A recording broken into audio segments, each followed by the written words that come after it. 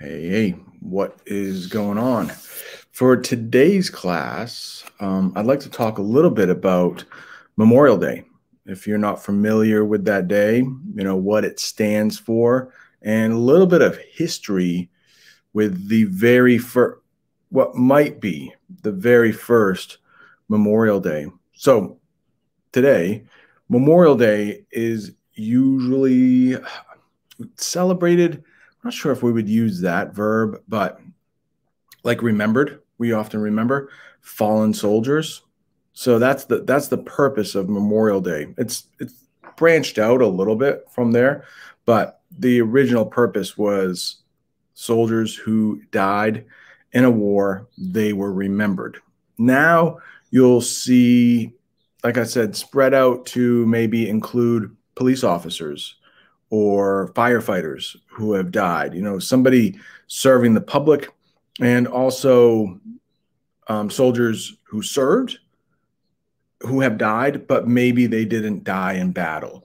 And so now, like right now, if you go to local cemeteries, you might see American flags placed all around the grave sites. So mostly soldiers, but now even just Memorial Day has become a day to remember those people you've lost in your life as well.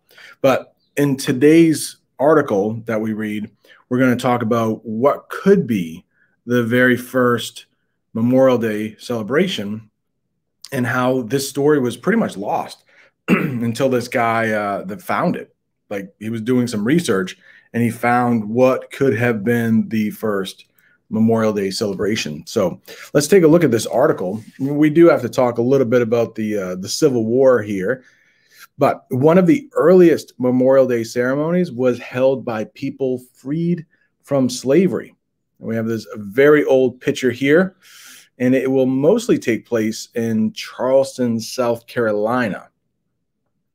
So if you think about South Carolina and the South, that would be, you'll hear this term quite a bit, Confederate. So the South and Confederate, pretty much the same thing. So Charleston, South Carolina is part of the South.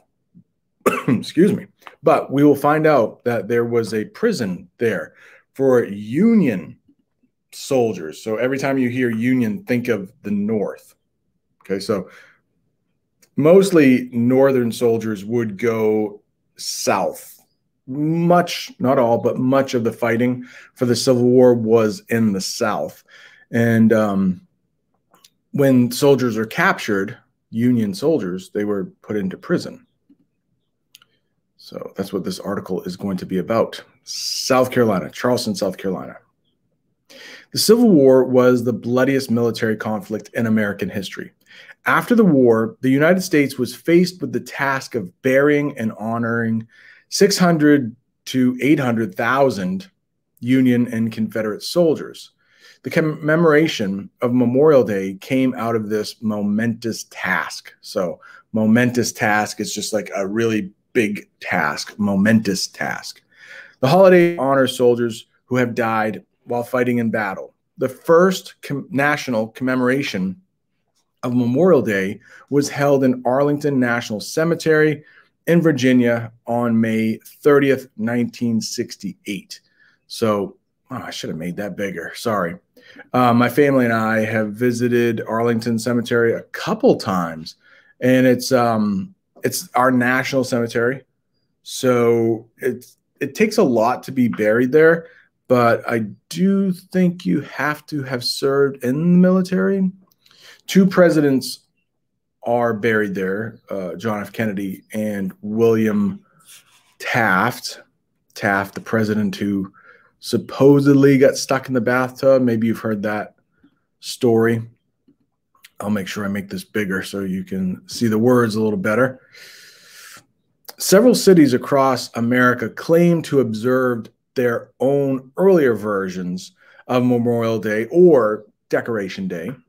And we'll talk about that. It's just what Memorial Day was called before it was called Memorial Day. It was Decoration Day. As early as 1866, So if you remember, the Civil War ended in 1865. So Memorial Day, right on the heels of the Civil War. Decoration Day was an earlier name for Memorial Day. The name came from the fact that decorating graves was and is still a central activity of Memorial Day. In the late 1900s, a historian named David Blight, what did I say? In the late 1990s, sorry, a historian named David Blight made a remarkable discovery in the Harvard University Library. He learned about a Memorial Day commemoration organized by a group of emancipated Black people. Big word there. Emancipated Black people. So I have that for you. Emancipated. It just means freed. And yeah, I think sometimes we may talk about prisoners being emancipated, but I think the most common way you'll hear emancipated is slavery. Slavery. It occurred less than a month after the Confederacy surrendered in 1865. In 1996, Blight was researching the Civil War at Harvard's library. He discovered 2 boxes of material from Union veterans. In them was a file labeled First Decoration Day. Blight said that inside was a handwritten narrative by an old veteran. So a narrative, it's just pretty much a fancy way to say like story. You know, somebody is telling a story. So an old veteran wrote down something in the form of a story. It also mentioned an article in the New York Tribune. So that must be an old New York paper. Union prisoners were given a proper burial. The story detailed a march in 1865 at the Washington Racecourse and Jockey Club in Charleston, South Carolina. Late in the Civil War, the Confederate Army transformed the former country club into a prison for Union captives. More than 260 soldiers died from disease and cold while being held in the racetrack's open-air field. So that's pretty important. And that was common in war, especially in the Civil War. I think if you do the research, you'll find that, you know, the 600 to 800,000 soldiers who died in the Civil War, like most were not from bullet wounds. A lot were from disease because you had people, mostly men, but not only men, living in very close quarters. So if somebody got something, is likely to spread very quickly. Yeah, we've seen that happen. Excuse me. But also, the gross thing about, seriously, the gross thing about it is when you have so many people, there were tens of thousands of people camping out in these armies, and you know, they're eating, and they're also, you know, going to the bathroom.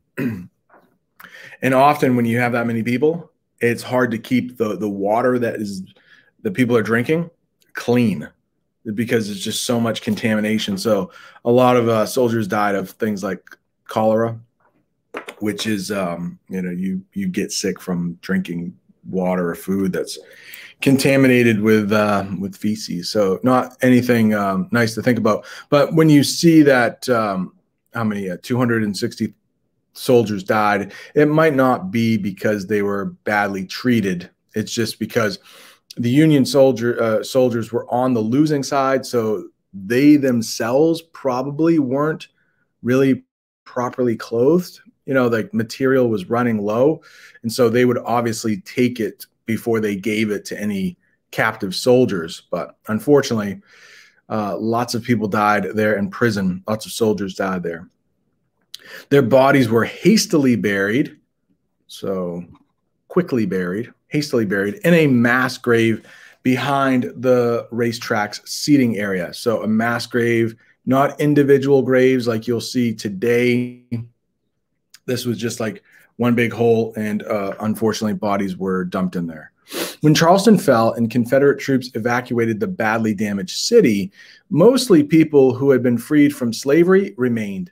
one of the first things the emancipated men and women did was to give the fallen Union prisoners a proper burial. They dug up the mass grave and reburied the bodies in the new cemetery.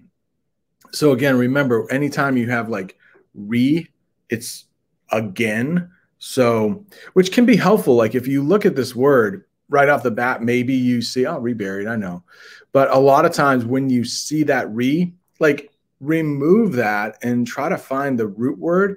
It might help in your reading, so you won't get confused. You know, when you put on prefixes and suffixes like re and then the ed, it can get a little bit confusing. But right in the middle is mostly Barry.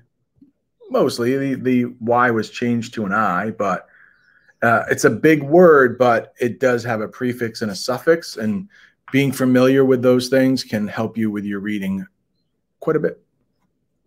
Let's see, where were we?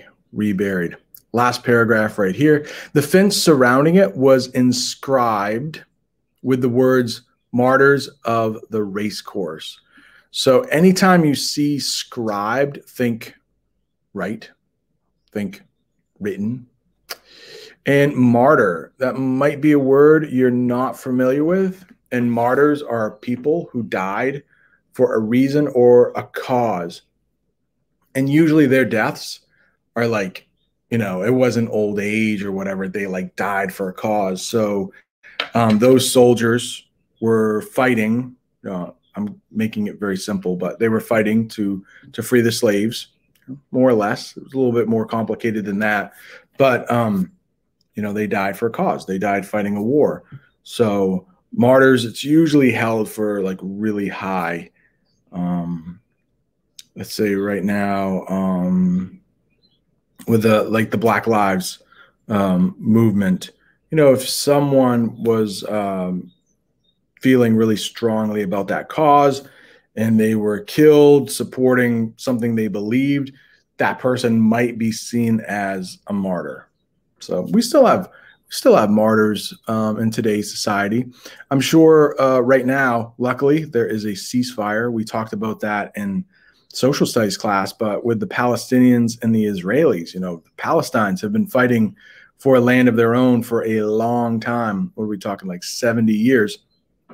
So in the fighting, if a Palestinian is fighting against some Israelis and they die, the Palestinians might see that person as a martyr, you know, maybe like a special burial. The family will remember that person, you know, a little bit more fondly, or the neighbors, you know, something like that. So there are still present day martyrs to certain people.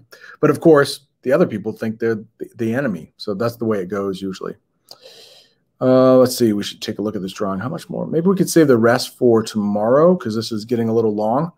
But this will be the last thing. How about that? So this is a drawing right here, 1865. You know, there was photography back then. It's hard to get a camera, you know. So drawings were a kind of popular back then. So a drawing shows the Union Soldier Cemetery in Charleston, South Carolina. The entrance of the cemetery reads "Martyrs of the Race Course." So it appears that that's what this Professor Blight had found in those boxes, and it might give them, you know, this is a very old photo, and I'm trying to, you can clearly see down there. This is cursive, by the way. Can you read cursive? Oh, I forgot to make it bigger. Sorry. Can you read cursive? It's right down there. Cursive. Union Soldiers Cemetery. Martyrs of the Race Course. That says Charleston, SC, South Carolina. So cursive. I think a lot of teachers aren't teaching cursive anymore. I'm not sure if they need to, right? We pretty much 20 years, everybody will probably be typing, probably your own children. Like, hey, Dad, Mom, what's that thing? Well, son, daughter, that's a pen. We used to write with it. Oh, yeah? Show me how to write, Daddy. Now they probably won't even know how to write. All right, in 20 years, who knows? Cursive going away. Who knows? Maybe words are going away. We'll just speak into our phones or whatever. I don't know. The future. Crazy. Old man rant there.